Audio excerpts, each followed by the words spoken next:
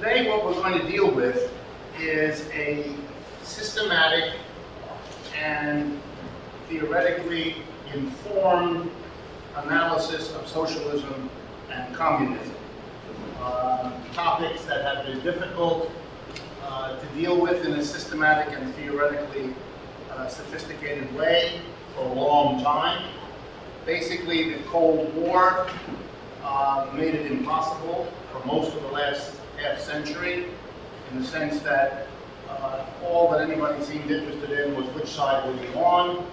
You tended to have people who didn't like the Soviet Union denouncing everything, and those who felt protected towards the Soviet Union celebrating everything.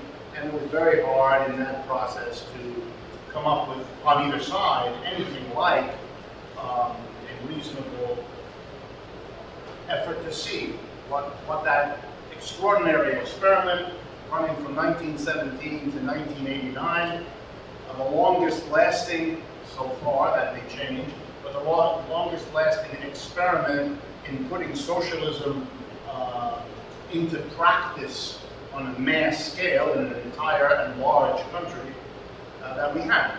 And so it's an important experiment to understand. But before jumping into that, what I want to do is talk in a more general way about socialism and communism. I'm going to start talking about them together.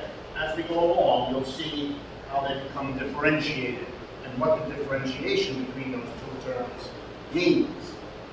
But first of all, looking at them together, I think it's best to see socialism and communism as the kind of shadow of capitalism.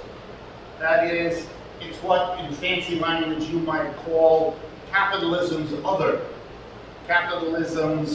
half, other side, shadow, irremovable presence that capitalism doesn't want but cannot ever separate itself from.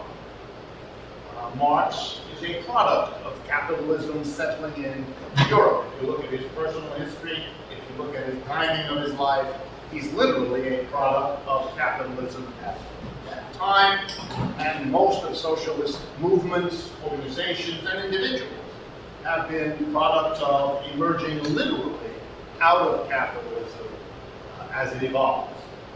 I think it's important to see that, and perhaps the best way I know of to put it is something like this. Every institution, large and small, has in our society and in past societies people who love it and people who hate it. And the dialectic, the contradictions of societies make it not all that surprising that that would be true. There are, for example, an awful lot of families or kinship groups in which some people admire and love that institution and some people hate it. Some people locate their good points in the institution that they got, and some their bad points. It is not surprising, it is not unusual that any social system breeds, if you like, its critics and its advocates, its admirers and its detractors. And capitalism has always done that. By the way, slavery did that. Those who extolled it as a wonderful system and those who hated it. Feudalism had those, and on and on and on. For those of you that are not familiar with it, all of those systems, like capitalism, have not only provoked people to be critical, but have provoked people to try to overthrow the system, to break away from it, to destroy it. All slaveries are full of that. Whether you go to ancient Rome and you know the story of Spartacus, the rebellion against slavery that Spartacus as a slave leader undertook, or if you know American history, John Brown and what he was trying to do, and countless others. Wherever slavery has existed, it has produced its supporters, its admirers, its celebrators, and its critics, and its revolutionaries. Feudalism has countless upheavals where serfs tried to get rid of the capitalism. In fact, the feudalism, one of the most famous books of Friedrich Engels is a study of what he calls the German Peasant Wars, where he talks about the role of peasant uprisings in shaping the history of German feudalism. And again, there are countless examples, and capitalism has had that as well. We will talk about the Soviet, and what we say about the Soviet Union will have a lot to say about China and Eastern Europe and Cuba and so on as well, but they are really only recent, long-lived, cataclysmic uprisings against capitalism. There have been thousands of them in the long history of capitalism, wherever it has been. So in one sense, and perhaps in the most important sense, socialism and communism are words to describe that part of the spectrum of opinion in capitalism that is extraordinarily critical. And I think it is important for you to see them that way as part of an evolving social dialectic in which systems arise, provoke criticism, and eventually succumb to that criticism, which is often what happens. American slavery was overthrown by a revolt of parts of the society against that slavery. And the same is true wherever these systems have been vicious. Second point. Whenever you had critics or antagonists of a system, like capitalism, and the same is true of slavery, feudalism, and so on, they typically fall into two major groups. And I think it will help us in our discussion of socialism and communism to talk briefly about what those two groups are. The first group is critical of what it sees and demands an amelioration, a softening, an improvement, progress, lots of words for it. They want the system to change to better treat the people that live in it. So, for example, in the struggles around slavery, the critics of slavery, one group of them, out of the two groups, I'll tell you the other one in a minute, one group was determined to get better diets, better clothing, better conditions, less breaking up of families, to make the experience of the slave less onerous, less awful, to improve, you might say, to be cute, to produce slavery with a human face. So it's a criticism of slavery that pushes for an improvement in the quality.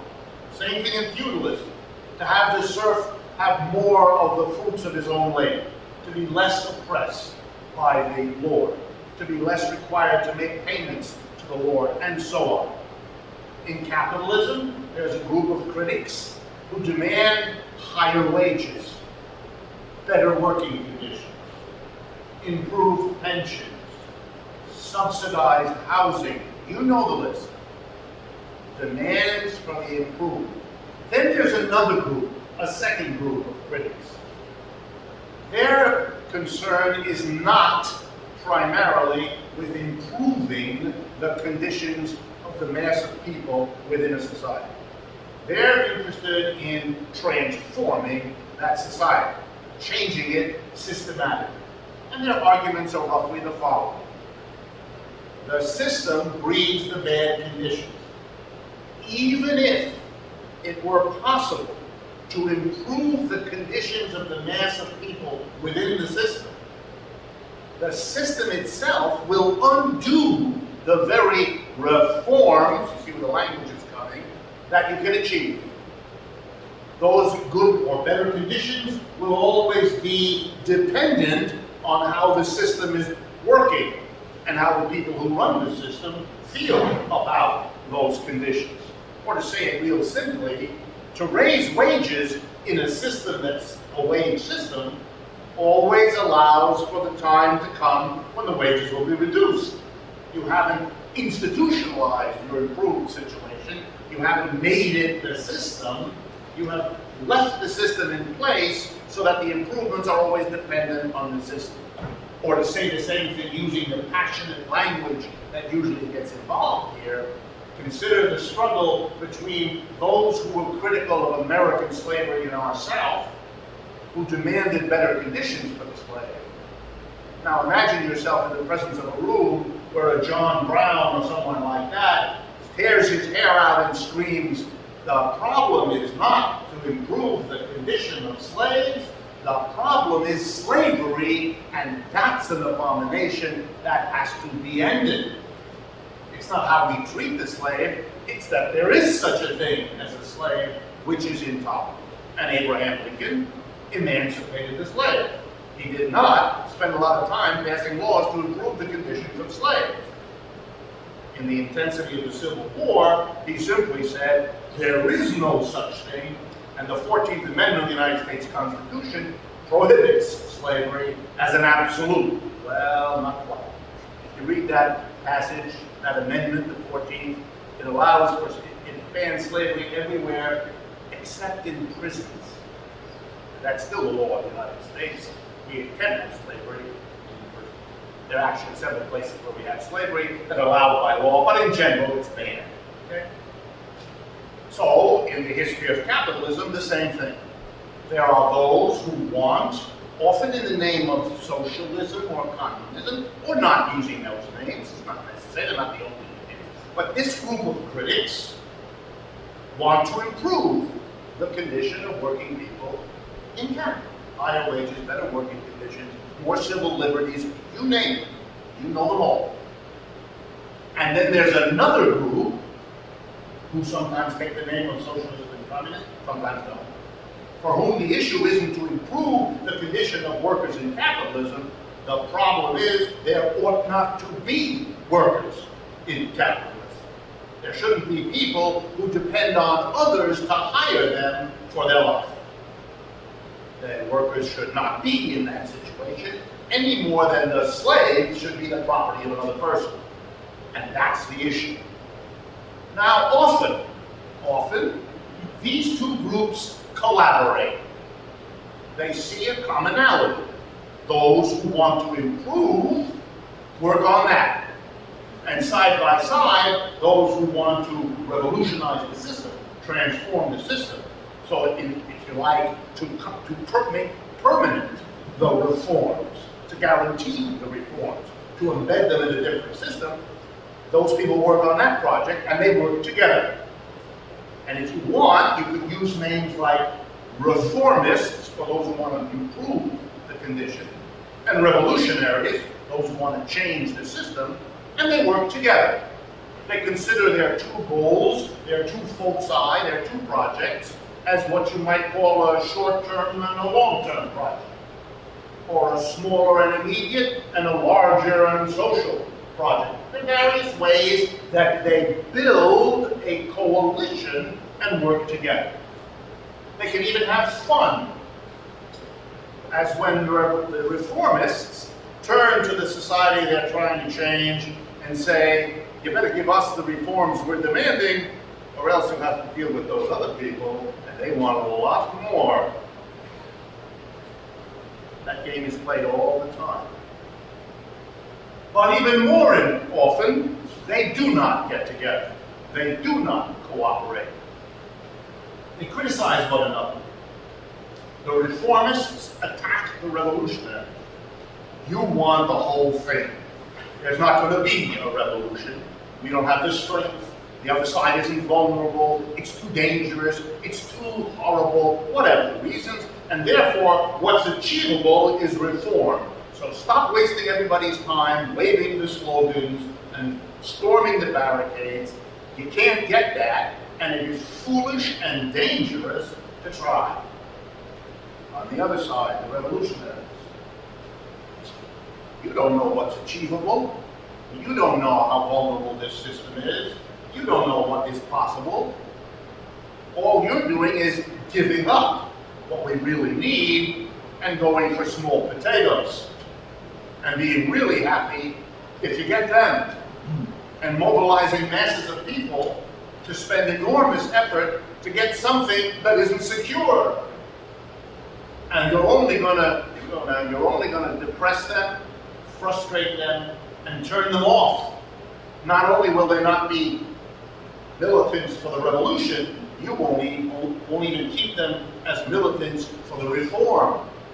You reformers need us to be here every bit as much as we need you to be there And why would the revolutionary admit the reformers necessary? Because reform is something people can immediately see.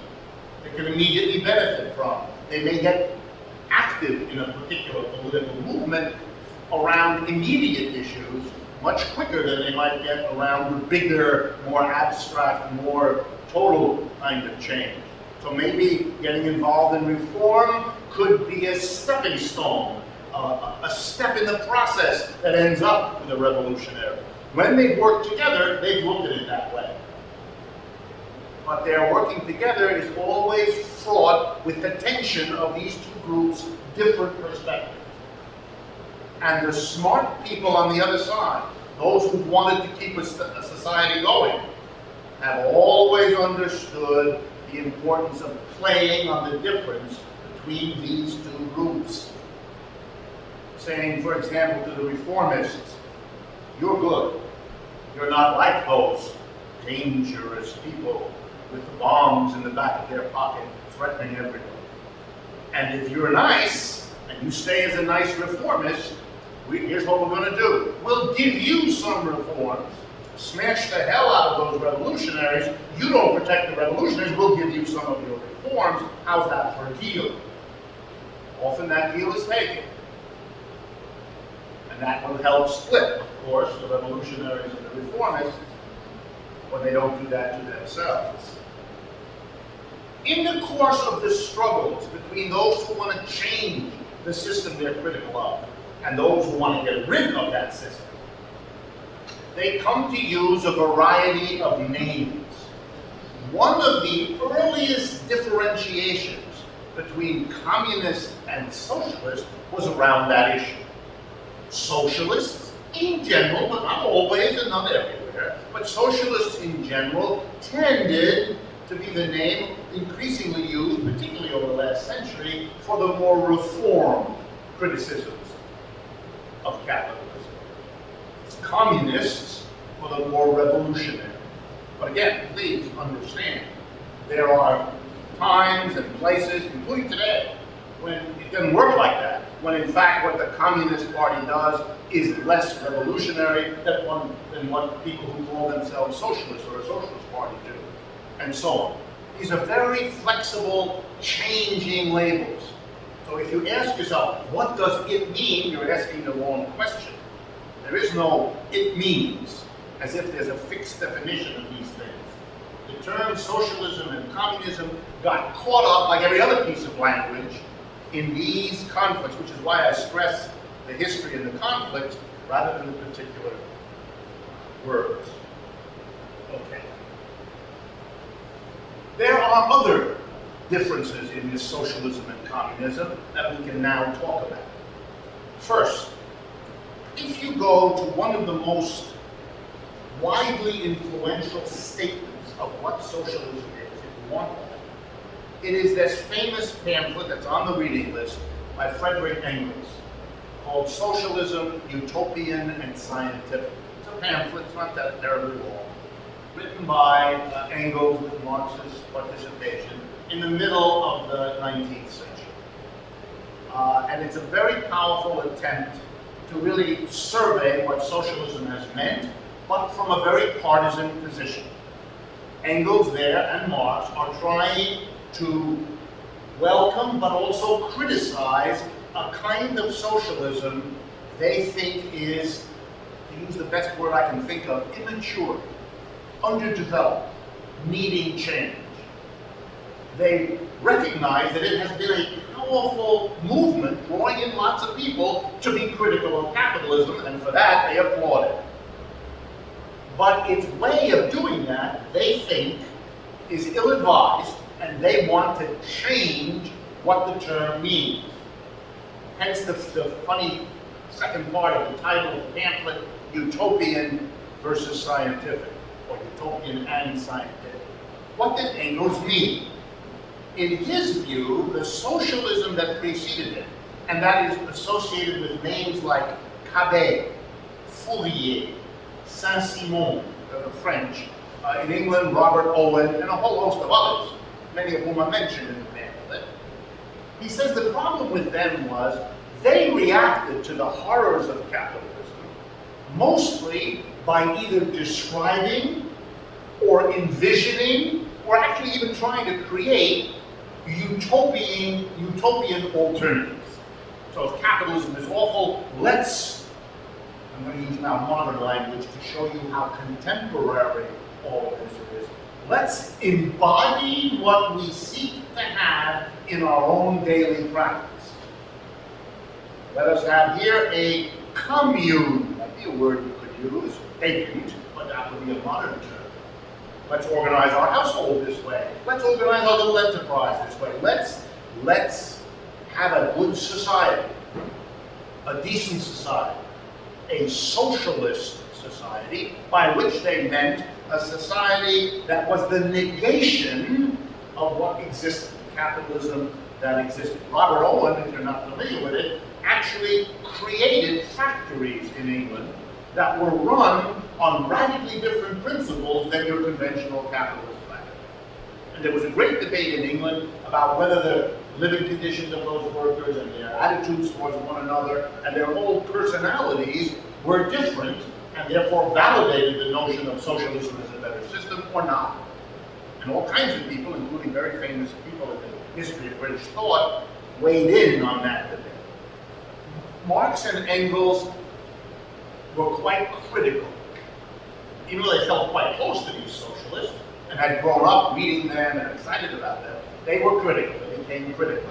And their criticism was that these people thought that you would win masses of people to the socialist cause by painting, mostly in words and images, and sometimes creating a little community that would embody the nirvana, the socialist alternative, and people would come to that. And Marx and Engels said that's not the way it happens. Revolution is going to happen because people in the situation they're in begin to move, and it is crucial for revolutionaries to understand how and why people move in the situation they're in, so that they can figure out how to help them go from whatever is their immediate concern to the longer, much more difficult process of social change. The trick for revolutionaries is then to identify who in the society is in a position to move, who is at a place, because of what he or she does, to be, if you get the message here, provoked by the contradictions of capitalism to want change, even if the change begins by being small. The trick is to identify who these people are. Where are the contradictions? And which of them give us the best chance to work with them, to build them into a larger revolutionary movement? That's what we ought to be doing in socialism. And for example, out of that came the idea that one of the main tasks of socialist theory is to identify the agents of revolution in the current situation. Who is going to do it? Where are they? How do you get to them?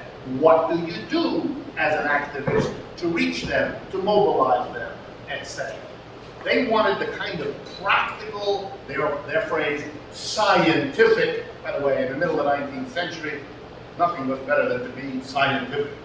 You were no longer religious, obscurantist, old-fashioned. You were modern, rigorous, and scientific.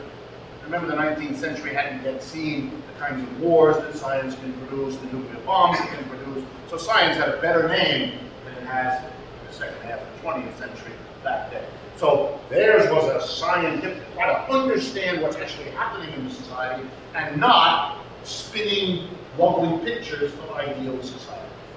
By the way, for those of you that are interested, such was the influence and power of Engels' pamphlet, reproduced in many languages in millions of copies spread around the world to this day, but particularly in the first 75 years after it was written.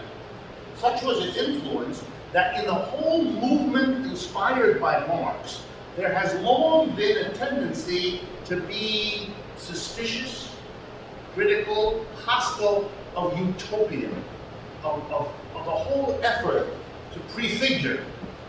And in a sense, you could say, I would, an overreaction, a realization too late, that utopia is a very powerful idea in the human mind. Human beings confronted with the horrors of daily life imagine something else. The language in our modern culture would perhaps use the word fantasy. A fantasy of how life could be. And that is a powerful part of life and enables people to make criticisms of society and to take steps which would not be taken so quickly were they not able to construct and dwell individually and together on utopian fantasies. And it is very dangerous for a leftist movement to go too far away.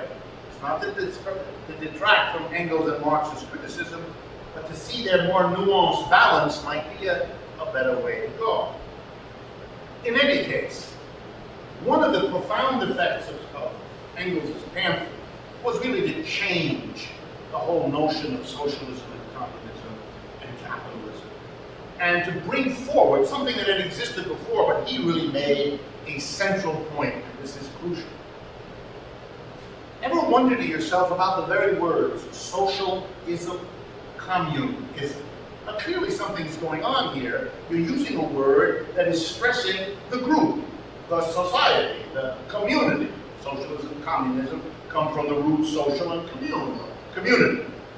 So if that's one thing, what is its opposite? What is it the other of? Well, the answer isn't capitalism, it's individualism. The real dichotomy that Engels brings forward is in a society built around the individual as opposed to a society built around the community. And that much of the development of socialism and communism has to do, and had always had to do, with a notion that somehow the priority ought to be given in policy, in culture, in economics, to the community, the needs of the group, not the needs of the individual within the group. So that socialism and communism locked easily over into egalitarianism, the notion that we should all have roughly equal life chances or opportunities or resources, rather than allowing some to be very rich in those things and others to have none. All of that is wrapped up here, whereas the individualism isn't focused like that most of the time. So socialism and communism have this focus on the group as the priority, and not so much the individual. Capitalism comes to be associated with that more individualist. Now again, you have to be very subtle here, because in some societies, capitalism isn't viewed as an individualism, but a different kind of social organization, etc., etc. But this is a dichotomy that Engels makes use of and that socialists have always made use of. Even more important than that, in Engels' pamphlet, there was a notion of the particular difference, when you get away from the abstract, the group versus the individual. There was a particular notion of how socialism, because the term communism was not used much in those days. Everybody who was a critic of capitalism in those days, sort of on the left end of things, called himself or herself a socialist. The word communism doesn't really become important until later. By the way, it existed earlier, but it doesn't become an important concept in this world for quite some time. So socialism, what does Engels say about it? Well, socialism is the negation of capitalism. Very important. Capitalism comes on the scene. It provokes a criticism of itself, its own contradictions, its own failures, its own flaws provoke criticism, and then the critics seek to make change. The system resists, the critics fight harder, and you build up an explosive negation of capitalism.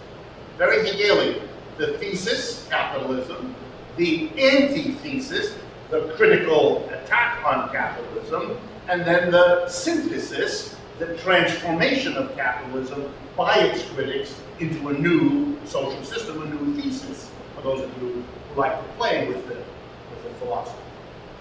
How did Engels specify the way socialism is the negation of capitalism? He answered it by focusing on two things. First, he focused on the state, the government. In his mind, clearly, what supported, what secured, what protected capitalism against its critics was the state. The capitalists, when challenged, in the factory, in the office, on the streets, in the town, in the state, in the nation, turned to the state to protect them, with the police, with the courts, with the military, the whole apparatus. And so it became clear to Engels and Marx that one thing that the revolutionaries have got to do is deal with the relationship between capitalists and the state. That became a central concern. And the idea began to evolve, partly in Engels' work, partly in all those who took and ran with the ball that he had written. The idea began to develop that the socialists need to somehow get a hold of the state apparatus. If they don't, they will always have that used against them. And so it becomes necessary for the socialists, in negating the capitalist system, to put a particular emphasis on the state. As this idea was developed from its initial phases, again, both in Engels and also in other people, more in some than in others, more in Engels in some ways, less in others, it took the following two forms, two focal forms of what the state could do, would do, needed to do, if it was to become not an agent of protecting capitalism and preventing socialism, but the opposite. If the mass of workers could take the state, phrases like seize the state, smash the state, if the workers could take the state, and by the way, why would workers even be thinking like that? Because the bourgeois revolution that had overthrown feudalism brought in the whole apparatus of parliaments, voting, and suffrage. And of course, the more you give suffrage to the more people, the more that begins to become at least a potential way for the mass of people to get a hold of the state. So the idea was, if the workers could do that, and there of course were great disagreements on how the workers would do that, I'll get to those in a minute, but put that aside for a minute, if the workers could get the state, what would they do to negate capitalism with that state and to set up socialism? And two things emerged as the focal points. And they have defined socialism and communism to this day. That's why I'm spending time on it. Number one, property. Capitalists, in the minds of the mid-19th century, own the means of production. They own the factories, they own the machines, they own the money, they own the tools and equipment, they own. And by virtue of owning, they have immense power. The mass of people can't produce anything unless they have access to the means of production. But the means of production are the private property of a few people, the capitalists. The only way the workers can ever get access to the means of production, without which they can't survive, they can't produce food, clothing, and shelter, if they don't have the means, well, the only way to get the means is to beg and plead those who own them to part with them. And those who own them, that's what ownership means, don't have to provide them. They can sit there and gaze at the machine all year in blissful happiness at its lovely contours. They can hold on to their land. They can close their factory. That's what private property means. So the first focal point that became very powerful in the socialist movement was, we have to separate the capitalists from their private ownership of the means of production. And the state is how we're going to do it. They will stop being private. They will become the state's property, and because we will control the state, they will therefore have become, ipso facto, the property of the people as a whole, and that would never be allowed to be withheld from the people to force them into making deals, such as, if you let me produce here, I'll make a surplus for you, just pay me your wage. Because a wage is better than you're holding back the means of production for me altogether, because in that case I starve. That will be over because we will, and now notice an interesting, funny ambiguity in the history of socialism. We will socialize the means of production, almost used synonymously, we will nationalize the means of production, even though it's actually quite different. In one case, the state, the nation takes it. That's a different matter from the society takes it. But the words in practice became the same. The socialists were in favor of the socialization or the nationalization of the capitalists' private property in the means of production. Clearly affirmed by Engels, a central program in all socialist parties, really for the last 100, 150 years. When François Mitterrand becomes the president of France in the 1980s, as the head of the Socialist Party in France, the first few days he's in office, he seizes the private property of the 10 biggest industrial combines in France and declares they are now the states, in the name of the French people, with all the drama that French presidents do everything. Whether it's running off with Italian models, which is the level at which current leadership functions, or something actually historically interesting. So here we have a central idea that socialism is about a movement focused on the state to socialize, to take over private property. Second big idea, capitalists rely not only on their ownership of the means of production to reproduce themselves and to reproduce capitalist society, but they rely very powerfully on another institution that works for them, but keeps the mass of people down, poor, underdeveloped. And that institution is the market.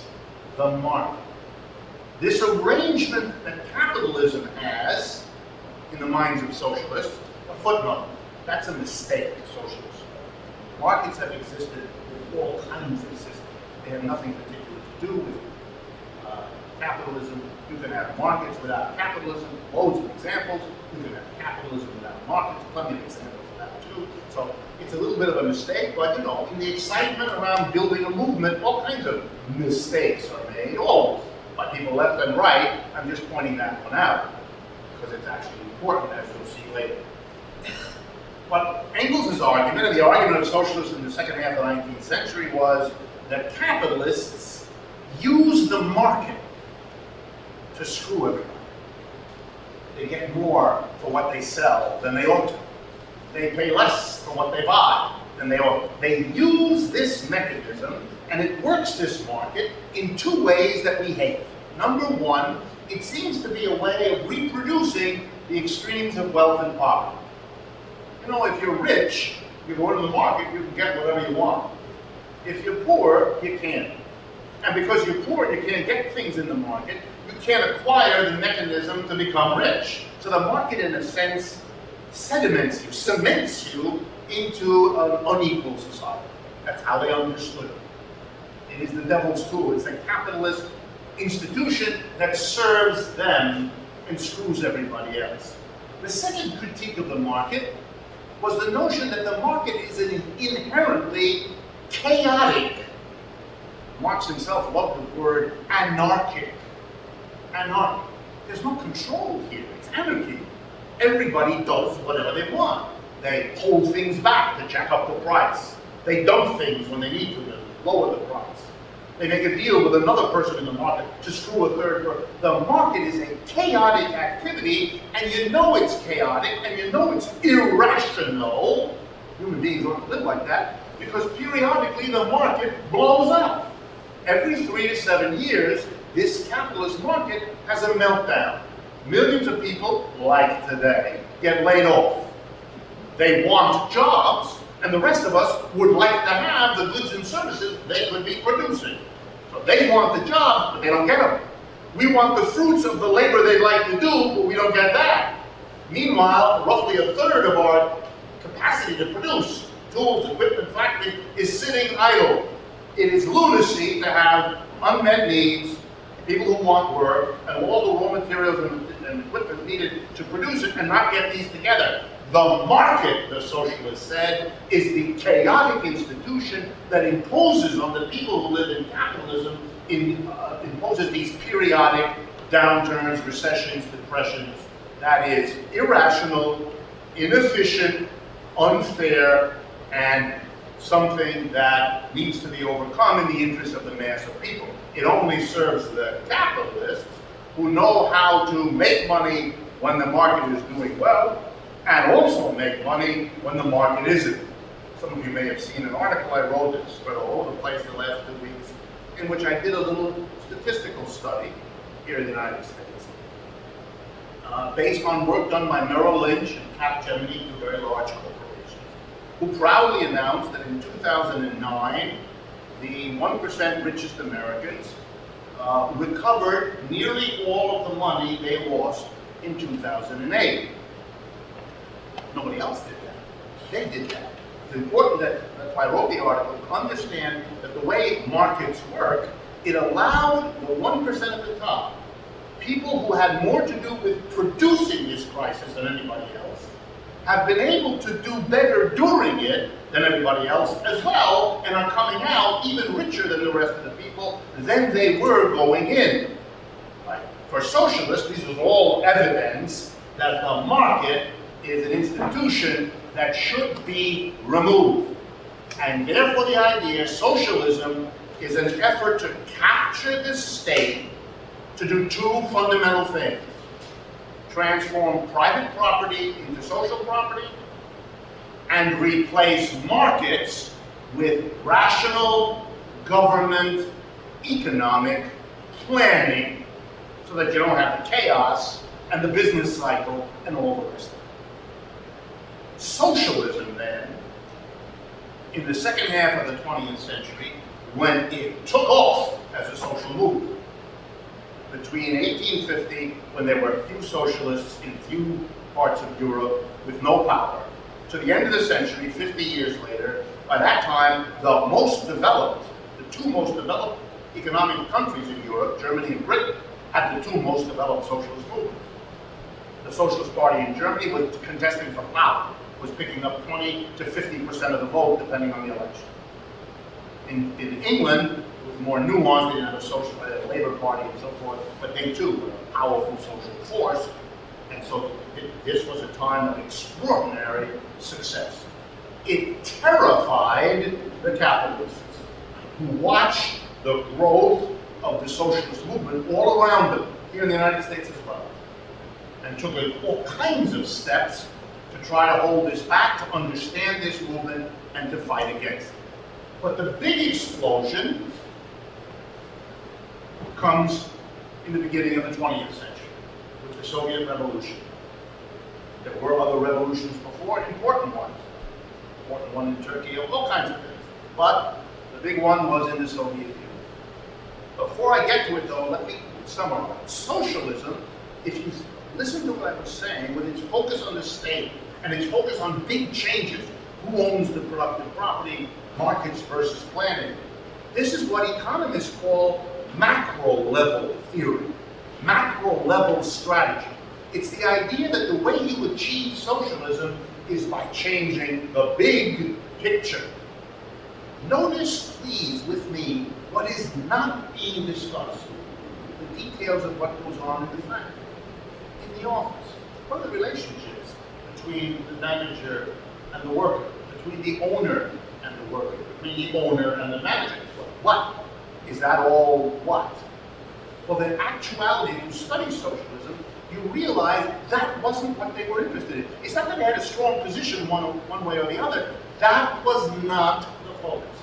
The focus was this larger strategic, macro-strategic idea. And socialism focused on that. It did not deal with, and I'm going to come back to that, with the level of what happens in the individual workshop, in the store, in the factory, in the office. What is a revolution against capitalism? What does it mean there? It's almost as if, I'm going to push it a little, it's almost as if that didn't matter. That was somehow not a social issue. What goes on in the factory is given by technology. You know, you produce in a certain way, so you have to have 2 people over here because the machine works this way and 1 over there. And it's kind of, it's not an interesting topic because we didn't discuss as socialists the chemistry of production processes either. So it was looked at as though the relationships in the guts of production weren't an important central issue for socialists to have much to say about. Yes? Well, I just had a slightly different understanding of Marxism in that regard, and I was wondering, like, even in Capital, which is just very much focused on, like you said, the broader economic, system, he spends, like, I don't know, a couple hundred pages talking about the factory laws and the backs and forth between the owners and the workers and that whole history, and he also talks a lot about, like, the individual, like, alienation within the factory, and I don't know, so I was just... Well, good question. The question is about how do I square what I've been saying with what Marx does in Capital. Notice up until this time I have said relatively little about Marx. I did talk a lot about Engels, but I haven't talked much about Marx. I would agree with you. I think, as I read Marx's Capital, it is heavily focused on precisely the relationships in production, which requires me, since that's what it says to me, to ask the question, why did all of these great socialist thinkers and leaders in the second half of the 19th and most of the 20th century, why did they not read it the way I read it? What's going on? Why the different interpretation? Now I understand, as I hope all of you do, that with all books, with all pieces of work, they're interpreted differently by different people under different circumstances at different times. So you have to ask the question. So the way I would answer it is, I think that Marx, and he was not the only one, were in fact very interested. Even Robert Owen was very interested in how a factory worked and the intricacies of those relationships as central to a social change. But it wasn't the major theme of the time. It wasn't what was in the air. It wasn't the kind of ideas that swept people along. And so those interpretations, those elements in the Marxian canon, kind of fell by the way. There were people who noticed them, there were people who wrote about them and talked about them. But the larger picture, which other writings of Marx and Engels themselves supported, were on this macro level. I mean, let me be as dramatic as I can. When close and very well-respected students of Marx, like Lenin, made a revolution in 1917 in Russia, their central focus was on seizing the property of the private capitalists and suppressing the market in favor of planning. They were caught up, even though if you read Lenin's work, full of detailed analysis of Marx's writings. Lenin is a very close student, much as any of us ever would be, maybe more so. But he too was caught up in what socialism of that time meant. And believe me, if you go around the world today and you talk to most of the people involved in socialist parties, not all, but most of them, they will tell you quite a bit and talk quite a bit and advocate quite a bit for the socialization and nationalization of this or that. I was on a radio program not too long ago in which people who think of themselves as socialists asked me what to do about the BP scandal in the Gulf of Mexico. And before I could even answer, they told me the answer they wanted. We should socialize BP. And I remember thinking, that is the dumbest idea I ever heard. This is a company in deep trouble that has debts up the wazoo, and a government that took this over would inherit a level of debt that would be taken over when it's doing well. Don't take it over when it isn't doing well. what are you doing? What? And look, they listened to me and they scratched their heads, but it was that instantaneous notion, take it over. Government should take it over, as if therein lay some magic, profound something that you really have to go to and worry about the details kind of later. And I'm not criticizing it. There's reasons to do that, but I want you to see how socialism came to mean that kind of thing. And the same thing with planning. The same thing with planning. Socialists thought it was good that the United States government came in and took over when capitalism collapsed in 2007 and 2008.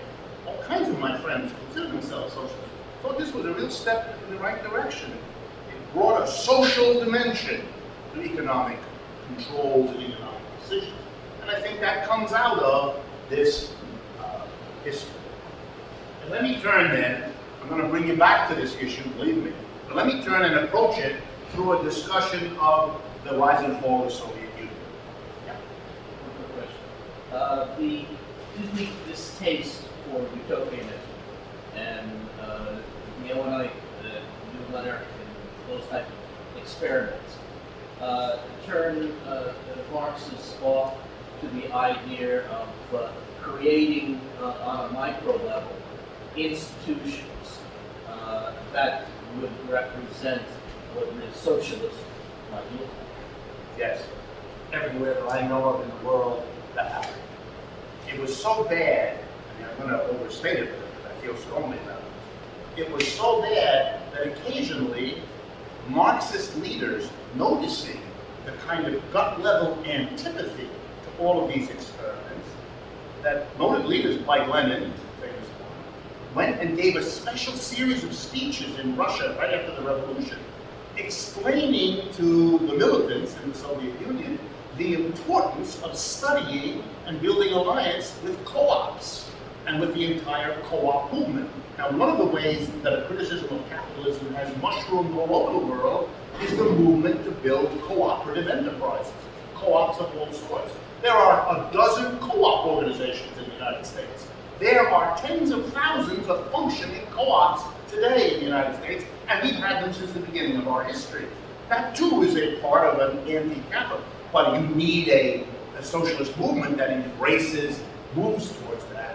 Otherwise, yes. I can't tell you how many meetings I've been to in my life where this effort to build a little something is poo-pooed because it's distracting people from the struggle with the state to transform the policy. And I've always wondered, what is this? You need both those things. Why should we have this debate? For me, it always struck me like the debate I used to encounter on the left. What's the most fundamental contradiction? That between white and non-white people, between men and women, between women. What is this? It's like asking me what's the best way to eat? Knife and fork, chopsticks, fingers. These are not best ways. What kind of question is this? These are different ways people go about doing things. These are different contradictions. But a contest over the relative size of these things reminds me of what little boys do on the playground where they worry about the relative size of something else, but I won't go into it. Okay, this business about a Marxist or a socialist analysis or critique of the Soviet Union, that's what we're going to do because we want to draw lessons for the left from this experience. Much of the last 20 years since the Soviet Union fell apart has seen lots of obituaries written by the enemies of socialism and by the enemies of communism and by the enemies of the Soviet Union. They had lots of explanations. They were economically inefficient. They were insufficiently democratic. They didn't have civil liberties. They had top-down decision-making. You know them, because you've all heard them. But how many of you have encountered a systematic Marxist or socialist critique of the Soviet Union? There are many few. They're there. They've always been there. But they're much harder to find, much typically less well-developed, less numerous for sure, not published by people who spread it everywhere. But it's really crucial, because if we don't do that, then there will not be lessons for us. Books will be written and analyses will be made, but drawing lessons for people with very different interests from those of us who would like to see a better outcome the next time an anti-capitalist upsurge produces an experiment like that. Okay. I also want to stress that the Soviet Union, even though I don't have time to say it, has been the model for the other socialist experiments in the world. It's very important that you understand. That's true of China, Cuba, Vietnam, the abortive shorter efforts, for example, in Africa, by Nkrumah in Ghana, by Sekou Touré in Guinea, by Julius Nyerere in Tanzania, and so on. So this model, with its primary focus on the macro, on the state, on socialized property, on economic planning, all of that has been a hallmark. They disagreed, and the Russians and the Chinese came to blows, etc. So they disagreed, but they disagree on variations on one theme. And that's why it's so important to analyze the Soviet Union, because what we learned about that will apply to those others as well. So now let's turn, for a few minutes, then we'll take a break, but let's turn now and begin our analysis of what happened in the Soviet Union, looking at it with the theoretical apparatus that we've been using throughout these sessions. I'm going to start with agriculture, and then I'm going to talk about industry, and then I'm going to talk about households, because we've done the work that allows me to do that. First, agriculture. Agriculture is the first thing to talk about, because the overwhelming majority of the people in Russia who made a revolution were farmers, before the revolution, during the revolution, and after the revolution. This was a country with an excess of 90 to 95% of the people living in rural areas dependent on agriculture. That has to be the place to start. What did the revolution do? The revolution had a slogan: bread, peace, and land. Bread to feed the people, peace because they were in the middle of World War I and it was killing huge numbers of Russians. So by committed to peace, then they would withdraw from the war, and that would save all the people from dying. And land, that was the next one, land. Russia had a vast population of former serfs. Serfdom in Russia only stopped a few decades earlier, in the 1850s. So you had people who were, in fact, still serfs, or desperate people that had been thrown off the feudal manners when serfdom ended. Terrible shortage of land, and the revolution said, very important you understand, we will distribute land to the mass of the working people in agriculture. No one had ever done that before. That was an unthinkable revolutionary act. Take the land from those with large holdings and distribute it to the mass of the Russian peasantry. That's what the Soviet Revolution did. So let me stress, it distributed land to the people. It established the private property in land. Land was the most important means of production. So the notion that the Soviet Revolution is a revolution made against private property is only a statement made by people who have no idea what happened, which is the majority of people, I admit, who make statements on this topic. They did not overthrow private property in agriculture. You're going to see they did in industry, but not in agriculture. Agriculture was much the most important. They created a mass of smallholders. Everybody got a small piece. Smallholding peasants. This was crucial, it turned out, because without having done that, there'd be no USSR. Because what saved the revolution was the understanding in millions and millions of small farmers' minds that the day that revolution is overthrown is the day they lose the land the revolution gave them. And that's why when the United States, France, Britain, and Japan invaded the USSR shortly after the revolution to destroy the new government, they failed. And that's why when the United States, Britain, France, and Japan funded a white army, a civil war inside Russia to overthrow the new government, they failed too.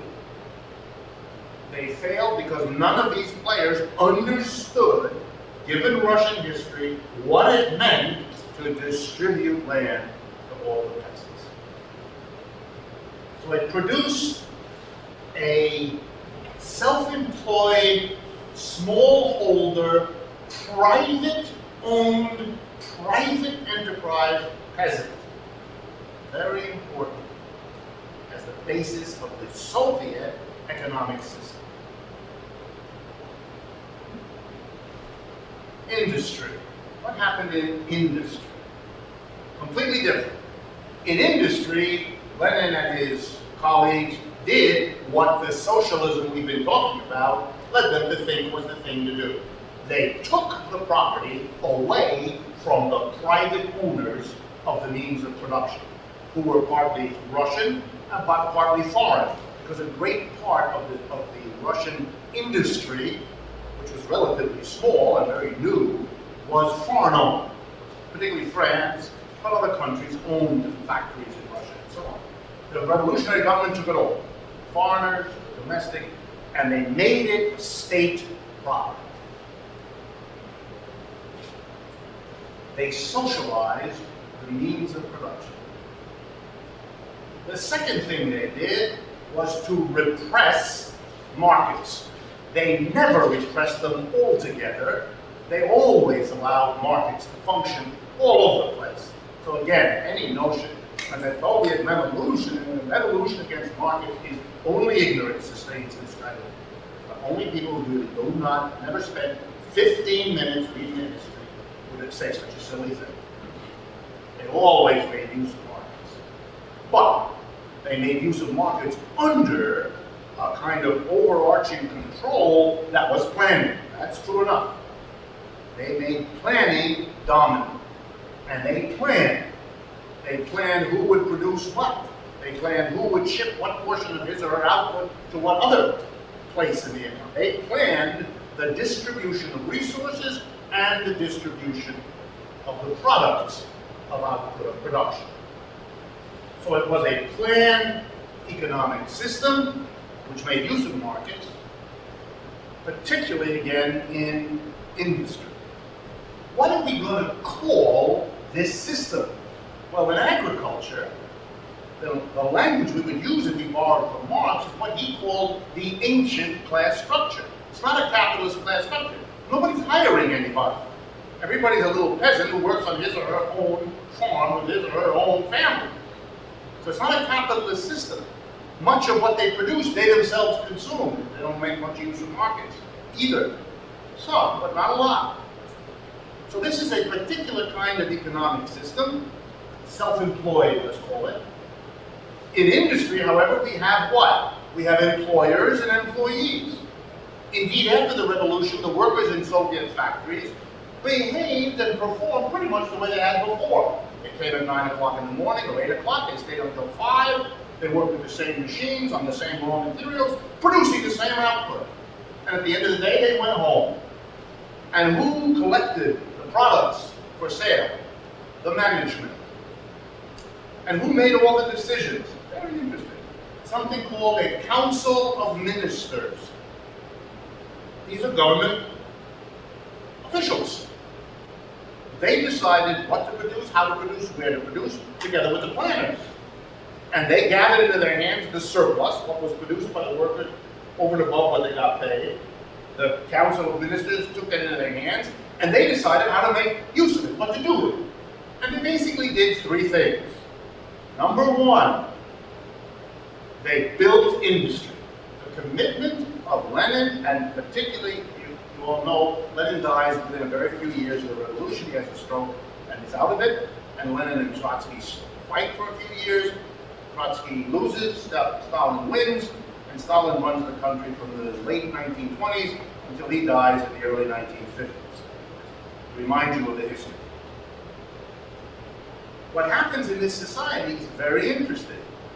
The enterprises, in terms of the relationships between the workers, here comes that point we talked about before, the workers and the people who run the enterprises isn't so different. What has happened is the private capitalists have been pushed out of the picture. But they've been replaced by state officials who function in an analogous way. Which is why Lenin, no less, after the revolution, Lenin makes a series of speeches in which he refers to what they, Lenin, Stalin, Trotsky, and what they've created in the years 1919, 1920, 1921. He refers to it as, his phrase, state capitalism. He says we're proud of it because it's a step for us on the way to socialism. But it isn't socialism. It's something else. That's a remarkable thing.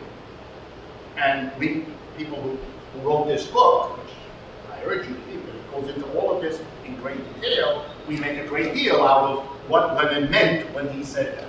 State capitalism. You change the macro part of society. You socialize the industrial means of production. You have planning. But you do not change the structure of the relationships in the factory, in the office, in the store. The micro level of socialism doesn't exist. It doesn't change.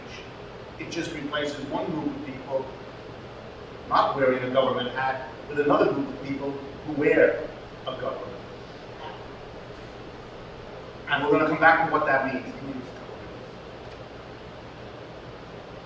Households. Why households? Well, we've done the work last week. The household is a place where very important production goes on. We did that. The household is a place where the class structure may exist. You may have surplus being produced. If there's a class structure in the household, then everybody in the society is shaped by that class structure every bit as much as the one in the enterprise where they go to work. So if we're going to do a class analysis, we have to look at that. People who don't think the household matters don't look at it. That's 99% of the books. But we can't do that.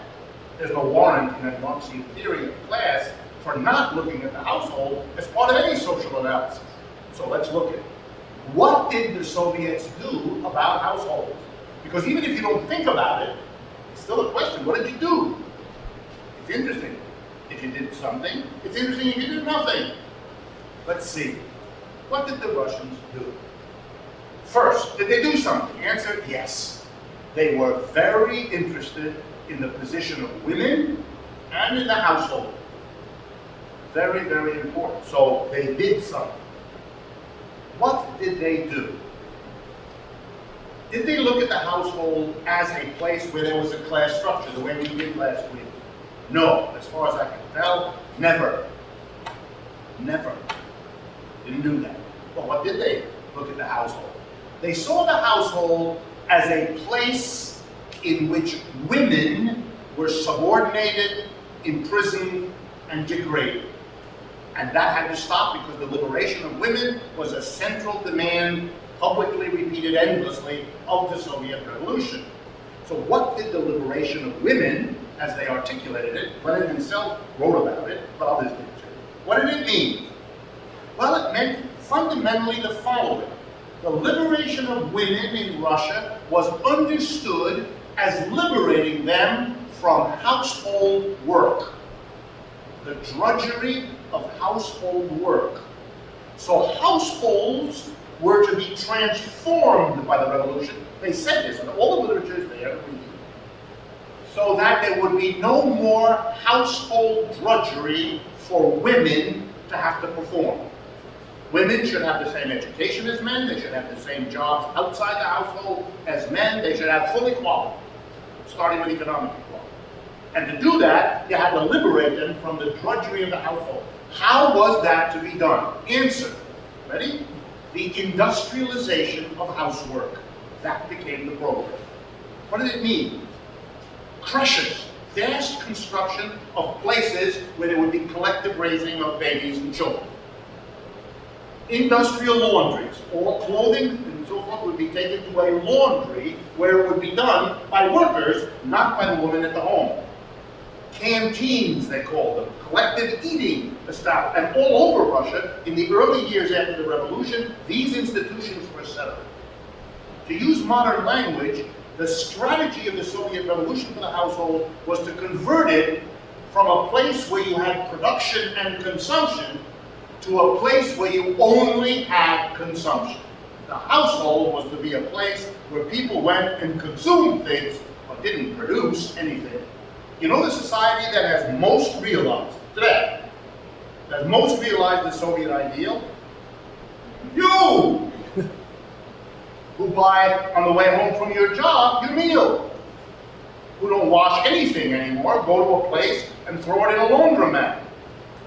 Who have someone else come in from a cleaning service and who take your kid to a daycare center. We've done it. I mean, we have a ways to go, but we've done it. And what is the universal canteen? McDonald's. Of course, it's private in our society, but don't mistake the idea. Did they anywhere try to deal with the household as a class structure that had to be changed from what it had been before to what it was? Well, what had it been in Russia before? What had it been? The family was feudal, the way we talked about it last time. You had a patriarchal father, very rigid, and you had the wife who was subordinate and did the surplus and delivered it to the father. A very feudal, what was that? A very feudal class structure. So if you had had anybody to do a class analysis, they might have said, gee, we got a feudal class structure in the household. And maybe we ought to change that if we want to build communism in the larger society or socialism. They didn't think like that. They thought instead of getting rid of the class structure by getting rid of all production in the household. That was their strategy. Did everybody do that? No. There was a demand of young people, militants in the party, to reorganize households. They had the idea, not in terms of a class analysis, but a rough idea. They wanted to establish, ready, collectivist, communist households. Their idea was there's always production in a household. No matter how successful you are in industrializing, there's always work to do in a household, and that has to be done in a new Soviet way, collectively. And there's references in the book of a very famous historian at Princeton, who's the major historian of this, the efforts to build communal households in Russia by young people in the years after the revolution. Officially supported by the government, funded by Stalin, to make experiments in collective householding, lasted for the first 10 years, 1917, 1927. At the end of the 1920s, very important, Russia was experiencing extreme economic difficulties, and that was the major reason why the new government, knew that Stalin is now in control, ended both of the things I just described. He ended the industrialization of housework, and he ended the subsidies for the collective houses. His argument was, we have all we can do to build up the industries of our society, to withstand the dangerous military encirclement of the Soviet Union by hostile forces. We haven't enough resources. To build an industrialization of housework would take us 20 years, of huge amounts of money. We don't have it. I'm abandoning that. And we don't want all the trouble that the church and others gave to these collective households, because the young people made efforts not only in collective cooking, but in collective sexual activity, etc., etc. And that, in a society like that, it had the usual problems you can imagine. So he wanted no more trouble around that issue. So all of that was ended. And the Russian household was, pre-war, pre-revolution, the feudal Russian household was reconstructed with the blessing of the Stalin government, and with every Soviet government ever since. They recreated the feudal class structure of the household. Now, friends, if you want to make a socialist revolution, you at least have to ask the question whether you're helped or hindered in that project by having people continue to live in an exploitative, feudal class structure. The Soviets didn't even ask the question, they simply lived with the results. In the Soviet Union, then, in the first 10 years of its revolt, it established private property, smallholding agriculture, interacting with state capitalist industry, and basically in a feudal household that was relieved of some of the pressure because of industrialization of housework, but never in a very complete way, and that all ended at the end of that time. So now we're 10 years into a revolution that still calls itself a socialist revolution. But notice, what that means is state ownership of industry, that's all, and that's a minority of the means of production. Planning, that's pretty well developed, although there are plenty of markets. Private ownership in agriculture, and a pre-revolutionary basic household class structure that hasn't changed much. Into this situation arose the first great crisis of the Soviet Union. And it's worth explaining it so you see how this complicated class structure reacts to the crisis and produces that kind of Soviet Union that all of you have come to take for granted because it's what people know if they know anything about what that society was like. Here's what happened. In the countryside, there was what is called a differentiation of the peasantry. This is what happens whenever you have agriculture in which you have lots of little small individual holders. The normal ups and downs of life are devastating in this kind of a system. If you get sick, you can't throw the seeds out, you can't harvest. If you don't get sick, you can. The peasant who gets sick collapses, cannot function as a peasant, will die because he couldn't raise crops or keep his animals. And so what does he do to make this story simple? He does the only thing he can do to survive. He sells his piece of land, which he had the right as its private property of his own to do. He sells it to a neighboring peasant who's more successful, who didn't get sick, where the rain fell appropriately, where the sun shone, etc. And then, having sold the land, he can live for a while, but not for very long, off the proceeds of the sale. So what's left to him, here we go now, he approaches the peasant to whom he sold his land and says, "Let me work for you." In that act, repeated a million times in the Soviet countryside, you began to have in agriculture the development of private capitalism.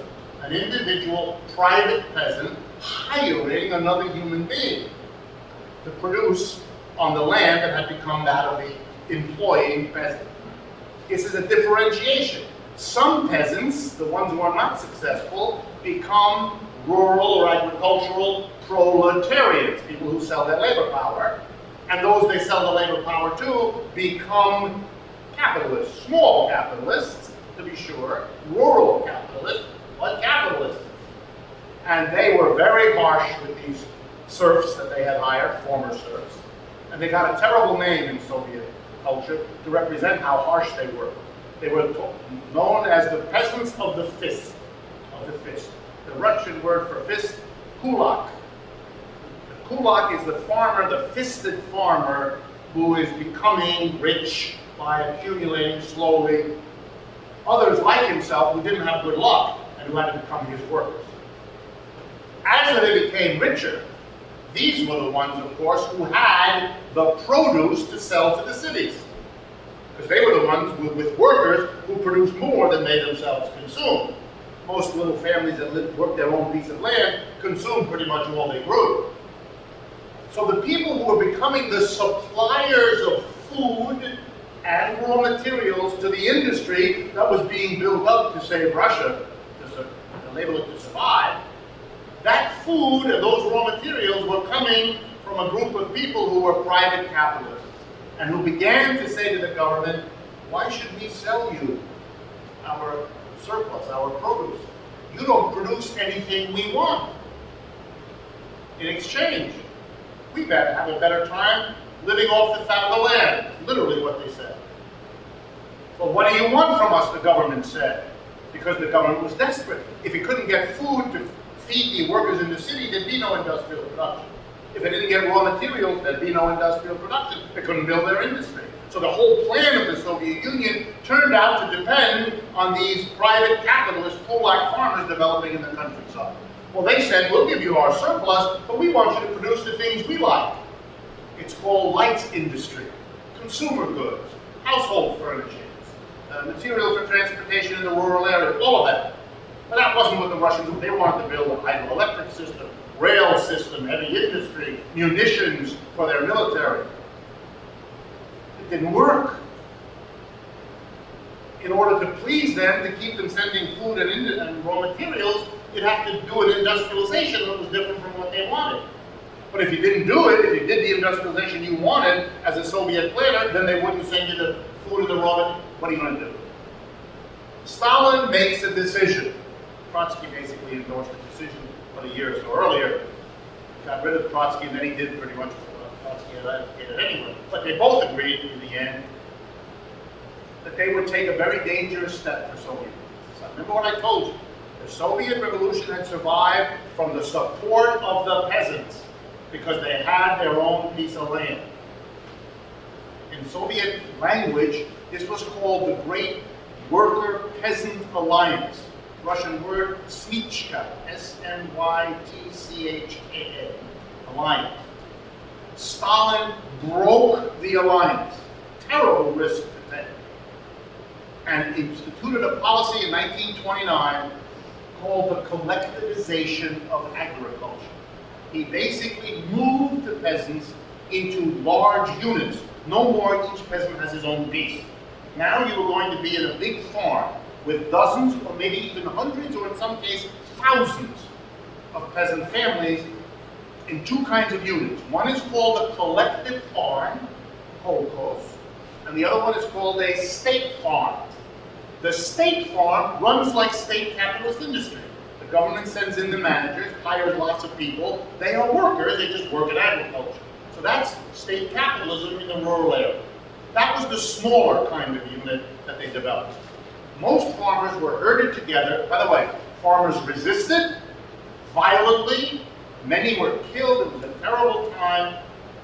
When you hear stories of Stalin killed millions, what people are referring to were the 2 or 3 years, late 28, 29, 1930, that this all happened, and it was a kind of a forced collectivization of agriculture. When the dust settled, the mass of farmers were in something called collective farms. Remember, please, again, so you understand the complexity of history as opposed to that caricature of what passes for knowledge of the Soviet Union. Collective farms were the private owners of the land. Private owners of the land. They would meet the private owners of their equipment and their animals as well. Again, obliterated private property. Not true. Not true. The state farms, that was the land was owned by the state. But the kolkhoz, the collective farms, which were much the larger one of the two, were privately owned. And they were collectively run. You actually had in Russia, for a while, on some of the collective farms, a genuine communist organization.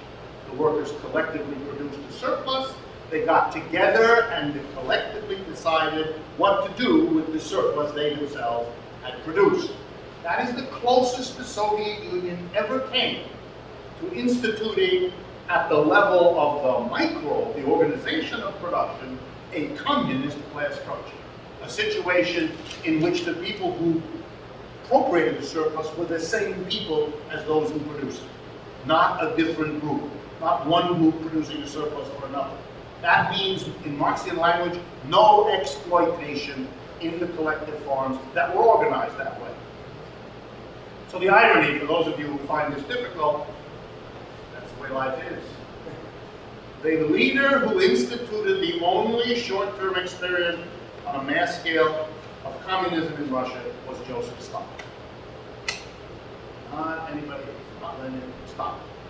And that's not because Stalin's a good guy and Lenin isn't. It's because of what I just told you, the history of how this evolved. For the rest of the Soviet history until it collapses in 1989, agriculture is in those two forms, collective farms and state farms. But over the period from 1930 to 1989, the collective farm portion shrinks and the state farm portion expands. So by the end of the Soviet Union, the state capitalism you had always had in industry was replicated by a state capitalism in agriculture as well. Very important that you understand that, and throughout with a feudal household. Well, why does that happen? The best guess I can make is that the kolkhoz represented an independent power source that made Stalin real nervous. He had to do it. He felt he had to do these private collective farms. By the way, no sooner had he established these private collective farms than basically the mass of farmers, having been forcibly put together, went on a kind of strike. They refused to function, and these collective farms were not producing the food and raw material for the cities and industrialization. That was the whole idea. So he had to make a compromise. And the compromise he made was to give every farmer on a collective farm his own individual club. And the same thing was done on the state farms. Very bizarre units. You were working most of the time with the other farmers on the collective farm lands. But you were allotted a small piece which you and your wife and your children could cultivate. And of course, since you kept all of the produce of the private farm, that's where all your creativity, all your intensity, and all your effort went. And they had to allow markets in the produce of the private plots, so that Russians would all gather once a week or twice a week, selling each other vegetables and eggs and all the other things that they did on their. But it was an accommodation to what had existed before. The self-employed little farmer got his own little piece, even within the collective farm. It was felt that was a necessary way to manage it. And because the collective farms were their own decision makers, it became a problem for Stalin, which he resolved by slowly shrinking them and expanding the state farms, which came directly under the ministries that the government ran, were not had no private state. Yeah. Well, I guess it seems to me like part of the contradiction is that Marx always identified the working class rather than the peasantry as being the agent for socialism. Peasants don't have collective interests in the same way that workers do, because they need like their own private land. Well, you be careful. You really got to be careful, because the term peasant is a dangerous term to use. Basically, a peasant is the name we give to a person who works on the land, a rural person, an agricultural person. It's not a class term, because you have to ask the person who works on the land, do they own the land? Do they work for somebody else on the land? The class relationship on the land can be capitalist, in which case using the word peasant both for the one who owns his own and for the one who works as a laborer for somebody else is not a Marxian category. You really shouldn't do that because it doesn't work with the Marxian analytic. I guess I mean people that own their own small pieces of land, like you were saying. Right. And I guess to me that just points to like why I think the term state capitalism is appropriate. But I think there was a difference, in my opinion, like Lenin, Trotsky at the beginning of the revolution saw that as like a necessity, and they expected the revolution to spread. They saw it as a temporary necessity.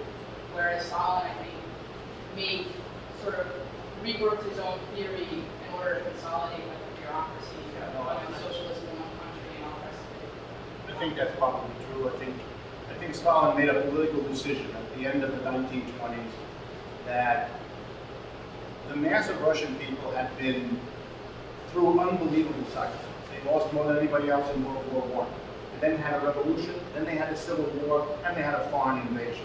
I mean, it was too much. And yet they came roaring back. Within 7 or 8 years, they had rebuilt an economy producing pretty much what it had been producing before World War I. Tremendous at the sacrifice of a whole generation of people to build socialism. I think Stalin worried politically that how long can you ask people to sacrifice everything for a socialism that is not yet here. So you either have to change your analysis. Tell people honestly, it's going to take us 30 years. It's going to take us 50 years. Which would have been a dangerous thing, having said that it's going to come. Or you have another option. You announce its arrival. That's what Stalin did. Be happy. We can have socialism in one country.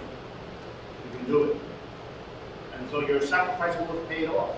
I think it was much more a political decision decision about where people's heads were at than it was a technical decision about economic development. Anyway, let me continue because we're going to run out of time. Basically, in the Soviet Union, here's what happened. The government took the surplus that they got from industry. Because remember, they're the Council of Ministers. They get the surplus into their hands. And they use it, as I told you, for three purposes. Number one, they built up their heavy industry. Just a footnote for those of you that may not be aware of this. The Soviet Union went from 1917, a backward country to begin with, decimated by a world war, it lost, by a civil war, by a revolution, and by a foreign invasion. Compromised less than 10 years later by a collectivization of agriculture that was wildly disruptive. Given all of that, and being the most backward country in Europe to begin with, by 1980, it was the world's second superpower. It overcame all of that, and another world war in the 1930s and 40s. That is a stunning record of economic development. If you want to know why Russia has been an important model in the world, it's not about its ideological commitments. It's about its absolutely unprecedented economic success in developing a modern industrial economic system. It was stunning, and it remains a stunning example with very few parallels. Indeed, one of the very few parallels in the world is China. And that's no accident. Very important to keep in mind. So they took a large part of the surplus and they devoted it to building up their industry, which they did. Number two, the second use made of the surplus was as a kind of social dividend to the mass of workers, a reward for support of socialism. What did that mean? They took the wealth that was produced out of industry, a portion of it, and they provided subsidized housing, subsidized education, subsidized medical care, all of that. Collectively consumed goods that are very basic to a modern standard of living. That was a second use. And the third use was military, to build up a modern superpower on the basis of a very poor country with very limited resources. That took an enormous amount. So it was always in the Soviet Union a dicey question. Would you get enough surplus out of your workers so that you could fund the different parts of what kept you going as a society? You had to build up your industry, otherwise you could not survive in the face of the Western capitalist world that was always growing. You could not survive if you didn't deliver to your mass of people collective consumption to compensate them for the enormous sacrifices they had made and were continuously being called upon to make.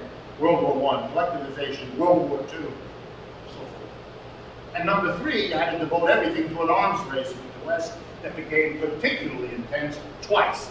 First with the buildup of Hitler in Germany as a threat, and then no sooner was that over than the Cold War with the United States.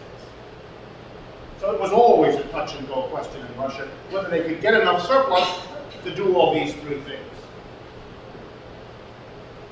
They were successful from the end of the war to the mid-70s. That was the mid-70s is the epogee, the best the Russians ever achieved. They really were extraordinarily powerful. So powerful that they were able to get the United States to change from a position of direct hostility into that weird, let us both coexistence and all of that stuff. So, an agreement to arm ourselves to the teeth, but not actually do it. But it cost them an enormous, there was no slack. This is an economy that has to squeeze all the surplus it can. That's why it could never really raise the wages. Couldn't. Because then the surplus wouldn't have been there to take care of the other needs. So it couldn't really raise the standard of living. It was desperate because it couldn't keep up with the arms race with the West because the West is too rich. It did grow its industry very quickly. That was its priority, and it did that. But it was always in a danger. And here's how the danger blew up. They were so concerned, the dialectic, it's beautiful Hegel and Marx, they were so concerned to manage their arms race with the West. And remember, they had been through 2 world wars. They knew what war was. They had a horror of it that's hard for people in other countries to kind of grasp and come through it like that.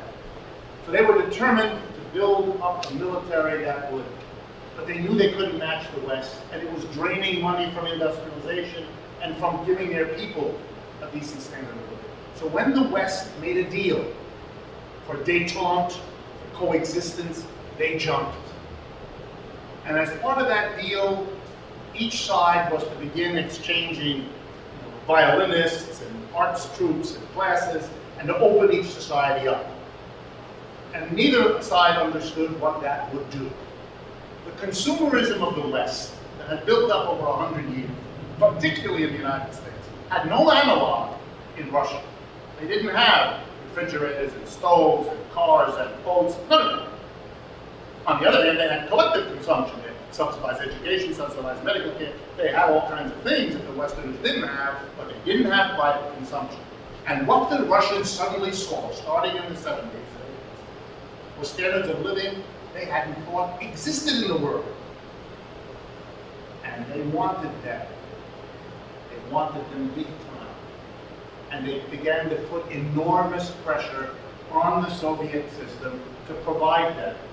Remember, Soviet ideology to its own people had portrayed workers in the West as downtrodden, oppressed, and mistreated, which they were, but they got kind of carried away and had never quite represented the standard of living that an American worker could afford. And so they weren't ready. And it put a new demand on the Soviet Union that it couldn't meet. It did not have enough surplus if it was going to give its workers a standard of private consumption that would allow them to continue industrialization, fund the military, and provide the collective. They couldn't do it. And the society dissolved.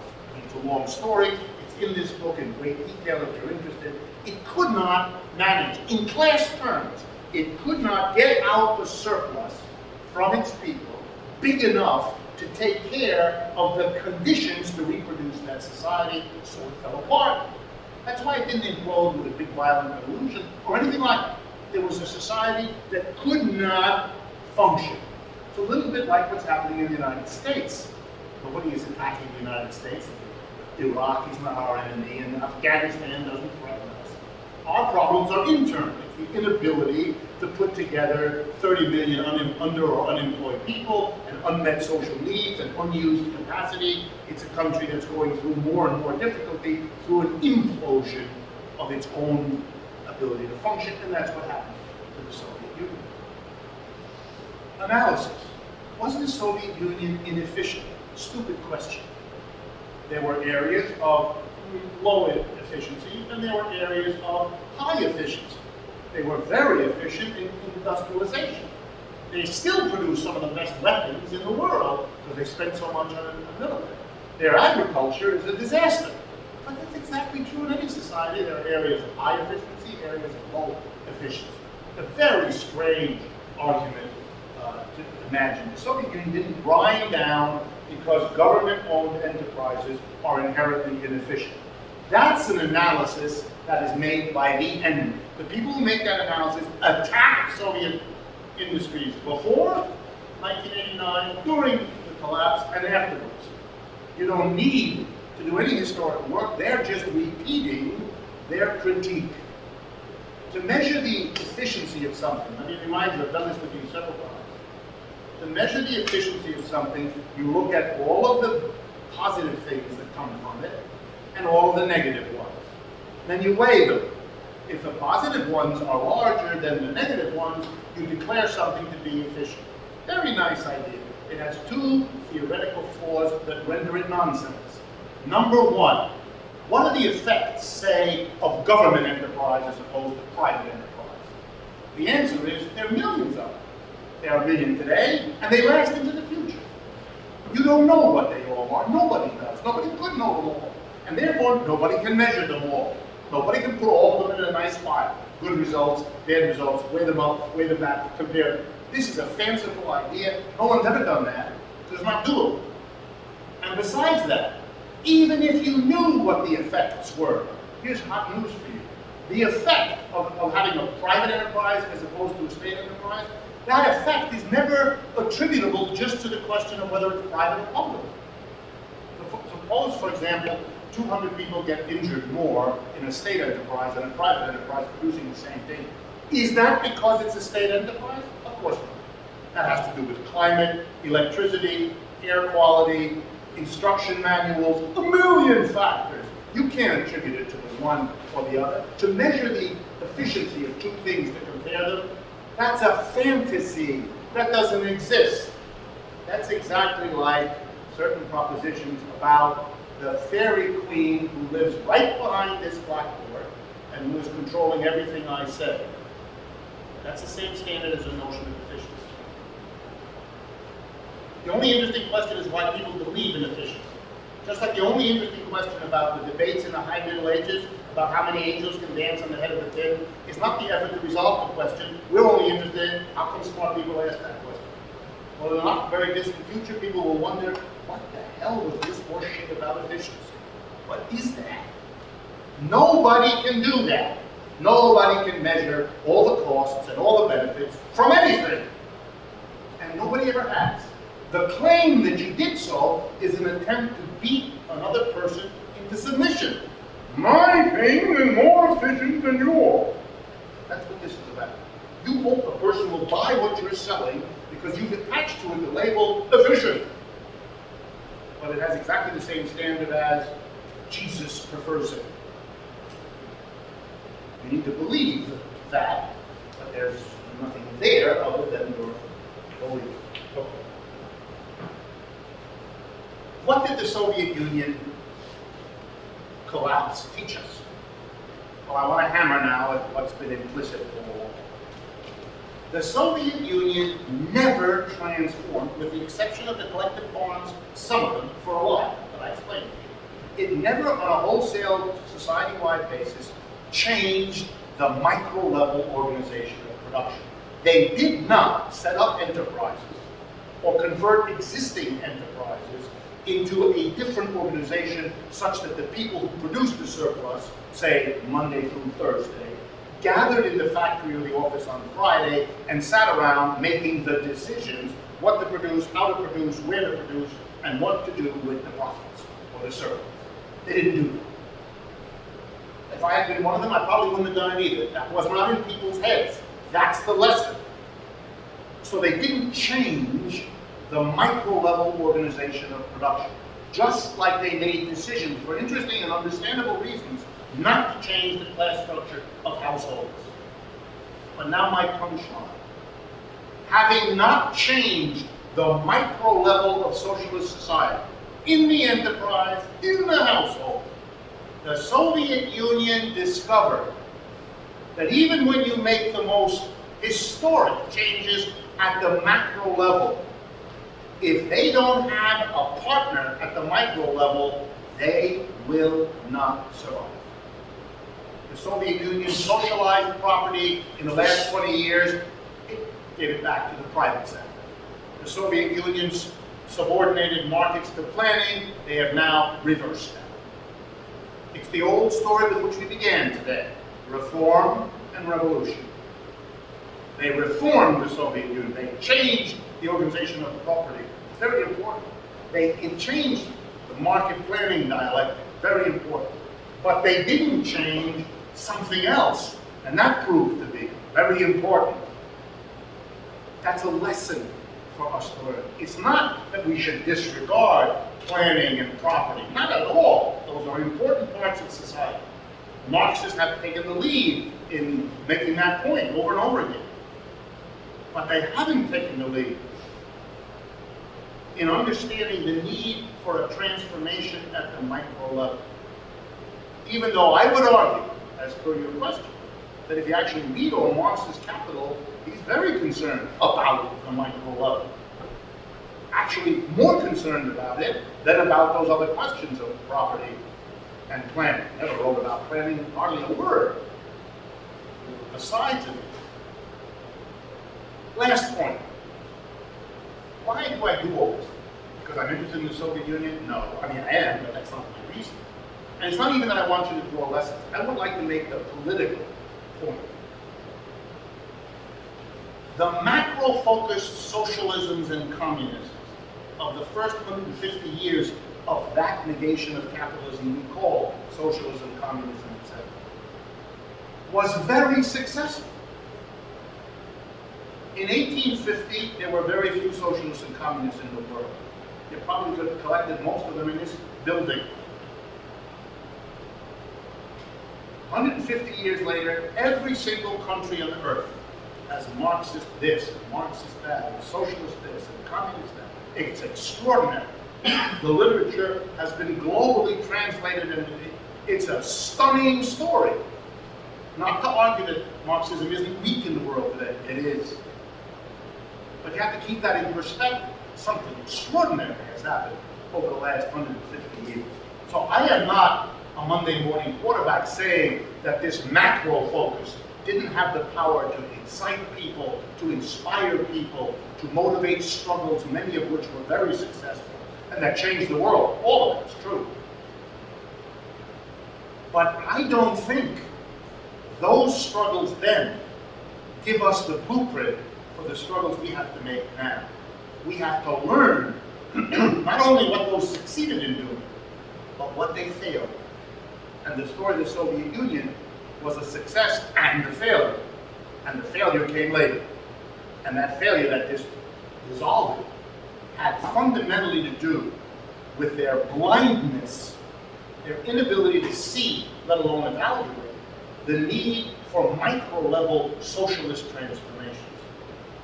I also think that the working classes in the world today, if we're going to win them to a renewed interest in socialism and communism, of the thought their grandparents and great-grandparents had, then we have to offer something that will mean something more to them than what the old formulas seem to mean to them, which isn't a lot these days.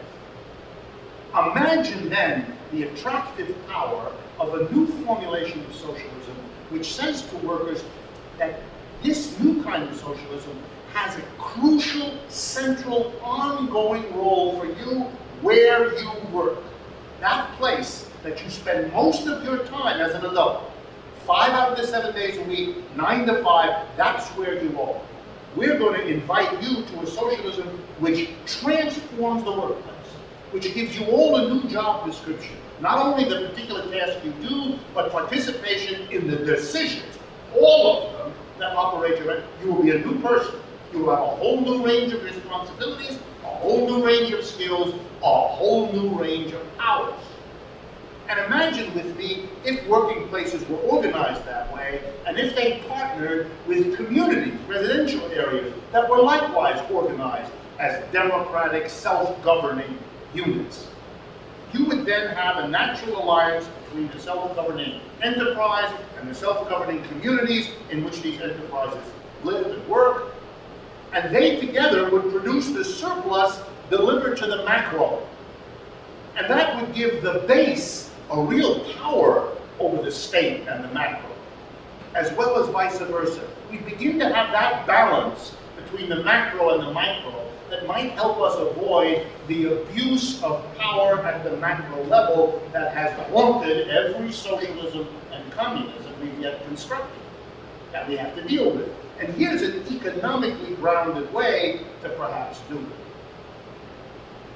Rethinking socialism through the lens of an advanced, sophisticated class analytic theory that allows you to re-examine the history and draw new lessons from it is surely a central way to design a new kind of socialism and Marxism that can make a difference in the next century, something like what the old macro-focused socialism was able to do in the last century.